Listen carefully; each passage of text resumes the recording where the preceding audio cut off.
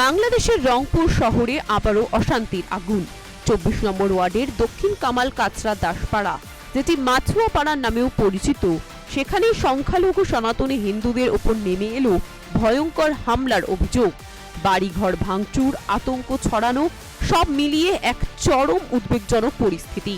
প্রশ্ন উঠছে, এটা কি শুধুই একটি অপরাধের প্রতিক্রিয়া, নাকি পরিকল্পিতভাবে হিন্দুদের টার্গেট করা হচ্ছে?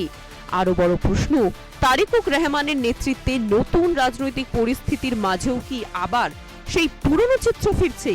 ঘটনার সূত্রপাত মোহাম্মদ রাকিব নামের এক যুবকের হত্যাকাণ্ডকে ঘিরে, কিন্তু অভিযোগ উঠছে প্রকৃত দোষীদের খুঁজে বের করার বদলে সরাসরি সংখ্যালঘু হিন্দুদের বাড়িতে হামলা চালানো হয়েছে।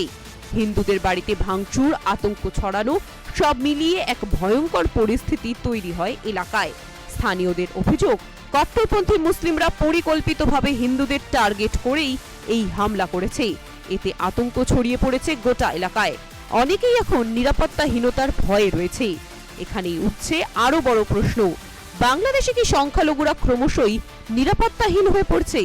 এর আগেও শেখ হাসিনা সরকারের পতনের পর মোহাম্মদ ইউনূসের সময়ও একের পর এক সংখ্যালঘুদের ওপর হামলার অভিযোগ সামনে এসেছিল।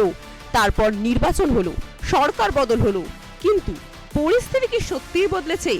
আবার নতুন করে অভিযোগ উঠছে তারিকুর রহমানের সম্ভাব্য নেতৃত্বের আবহে কেন সংখ্যালঘু হিন্দুদের ওপর অত্যাচারের ঘটনা সামনে আসছে।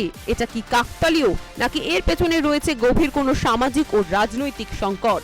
সব মিলিয়ে রংপুরের এই ঘটনা শুধু একটি স্থানীয় ঘটনা নয়, এটি একটি বড় প্রশ্ন তুলে দিচ্ছে পুরো দেশের সামনে।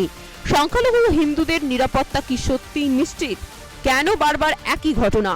হামলা, আতঙ্ক আর তারপর নিরাপত্তা। সরকার বদলালেও যদি পরিস্থিতি না বদলায়, তাহলে তার দায় কার? তবে প্রশ্ন থেকেই যাচ্ছে, বাংলাদেশে এই অত্যাচার আর কতদিন চলবে? আর কতবার সংখ্যালঘু হিন্দুরা একই ঘটনার শিকার হবেন? এখন নজর প্রশাসনের দিকে।